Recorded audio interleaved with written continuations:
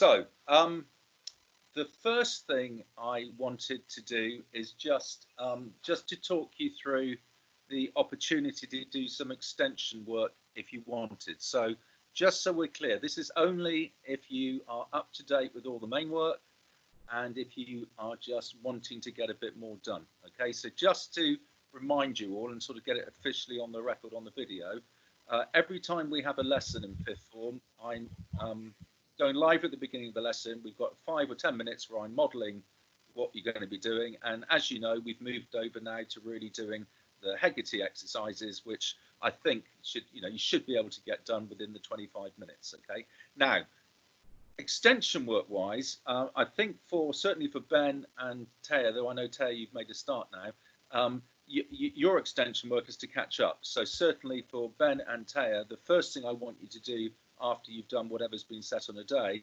is to go back and just do the Hegarty quizzes that you still owe me, if you like. You don't have to worry about uploading the workings or all that. I just want to see that you're just understanding what we're doing. Okay, so that bit in red is very much aimed at Taya and at Ben. So Marcus and Alex, you're both bang up to date. I think you've got 2 things to do if you want to, only if you want to, and they're both sort of core bit maths related. Okay, so and this is like we were doing right at the beginning before I switched over to the Hegarty option. So I think if you just want to fill in the gaps with what we've done so far for the IGCSE, go onto the core bit maths. There's the website at the top. And then you've just got an endless supply of videos and worksheets and answers. So that's what you do as really your first port of call if you feel you've got any weaknesses in your topics for the IGCSE.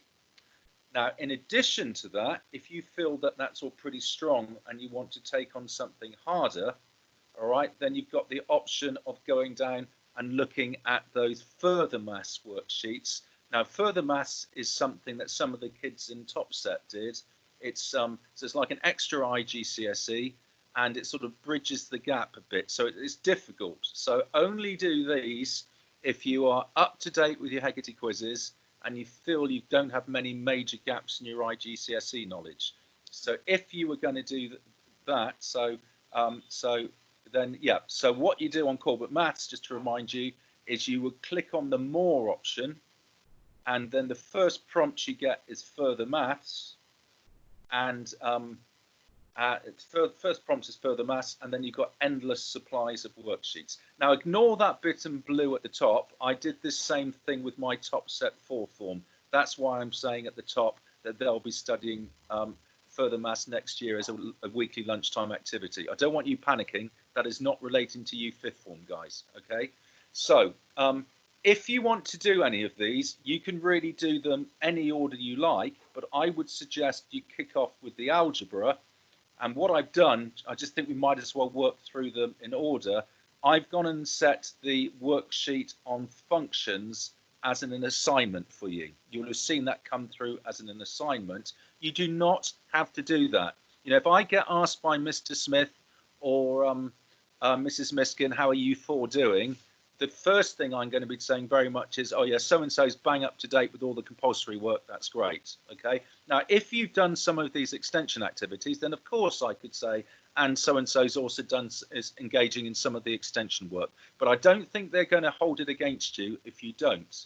But I do feel if you're not keeping up with the normal work, then Mrs. Miskin and Mr. Smith might start getting a bit twitchy about your decision to do the A-level if you're struggling to sort of do the GCSE stuff, let alone the A-level stuff. Okay, that's not a threat. I'm totally happy with all 4 of you doing A-level, but I just think you really are going to have to sort of get on top of these. And if you're struggling with the topics we've done, like differentiation, don't worry about it.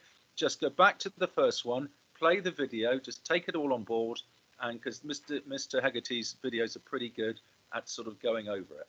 Okay, so that's all I wanted to do, because I was conscious of the fact we sort of touched in passing on other bits and bobs to do, but I just wanted it formally out there, because the last thing I'd ever want is that you guys or your parents just felt that you hadn't been given the opportunity to do extra work if you wanted it. But as I said, very much my priority is you're keeping up with the live lessons, either live or you're watching the recording, and you're getting that Hegarty quiz done on the day or the next day that it's being set. So I think you'll be pleased to know we're moving on from differentiation.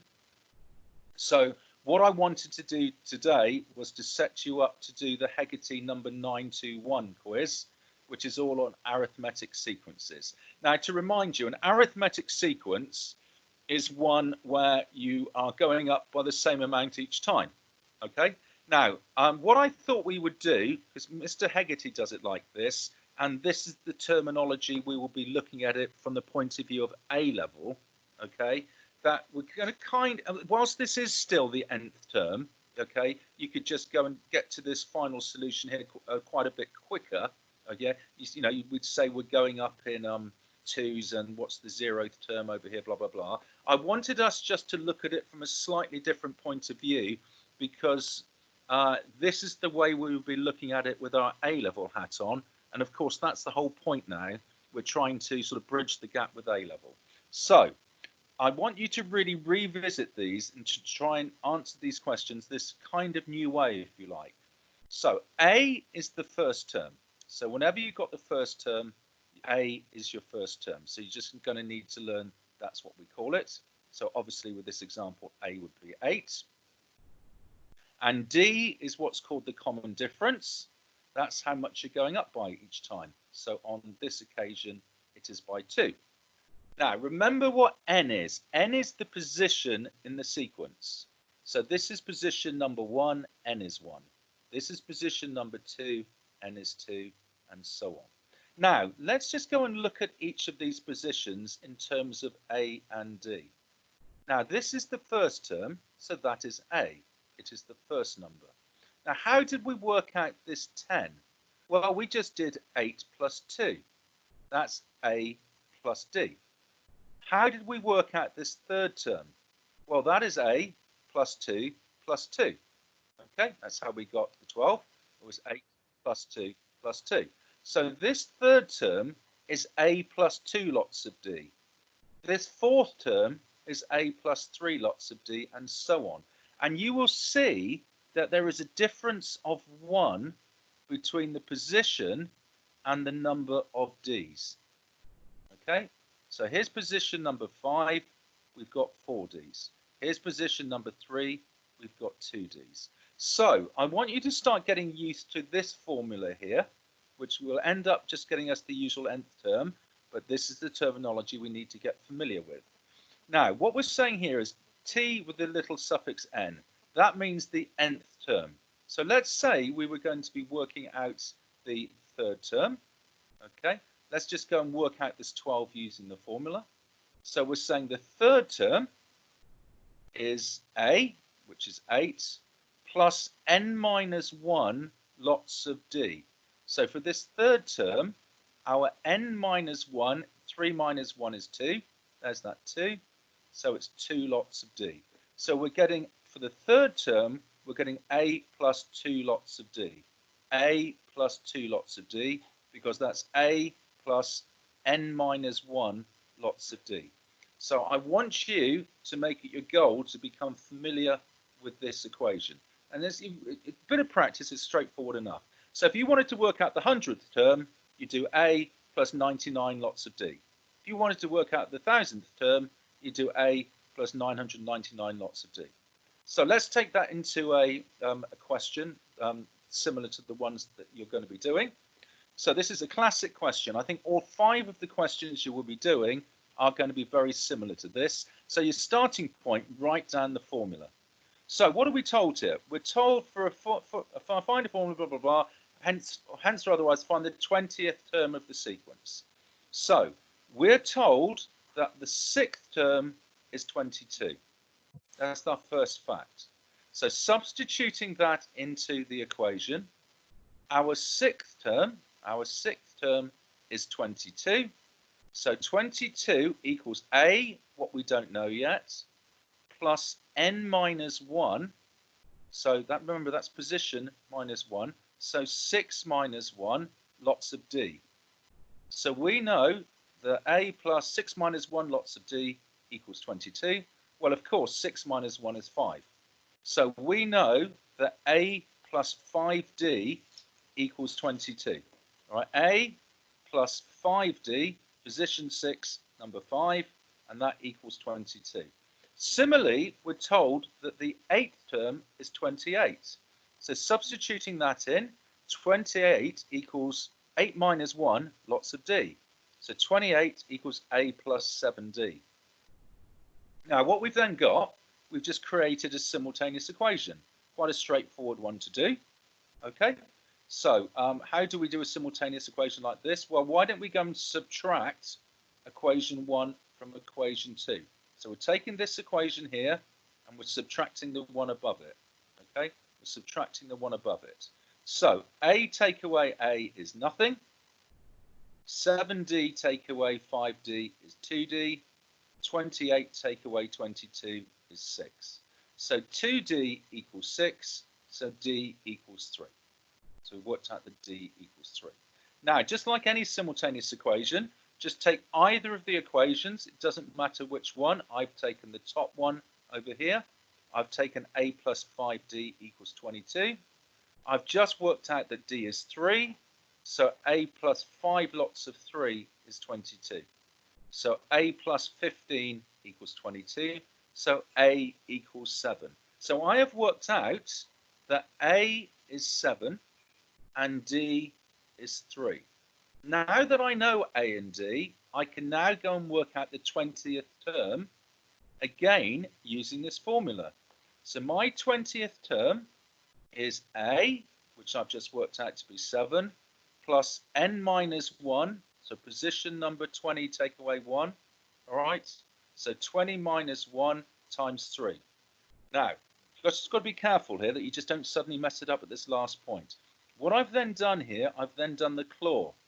3 times n and 3 times minus 1. So what I get here is 7 plus 3 lots of n minusing 3. Okay. And then gathering together the 7 and the minus 3, this simplifies to 3n plus 4. So this is really how we would have done it the old nth term way. Okay, if we knew that the first term was the first term was 7. If we'd done it the old 0th term way, we could have worked out the 0th term was 4, and we were going up in 3s. So this bit perhaps is a bit more complicated than we're used to. Anyway, we've got to our nth term expression being 3n plus 4. We're trying to work out the 20th term. So substitute 20 into this. 3 lots of 20 plus 4 gives us 64. Now, I appreciate, just want to reiterate it again. This, in a way, is a bit more complicated than the 0th term method that we've used for GCSE, IGCSE. But this is what we will build upon when we start the A level. So that's why we're getting used to the format in the formula in this format. So what I want you to do, please, go away and do 921. That is the formula. You may well want to go and play Mr. Hegarty's video first, all right? Or you may want to go back and play this recording again, all right? So good luck with that. I will keep an eye out for your marks, and I'll transfer them over when you've had a decent go at it. If you click handed in over on Teams, then I know that you've given up trying, and that mark that you've presently got on Hegarty is the one that you want me to bank. Okay, anyone got any queries? Anyone want to unmute and just ask me anything? Okay, guys, right, that's it. So go and do number 921, please.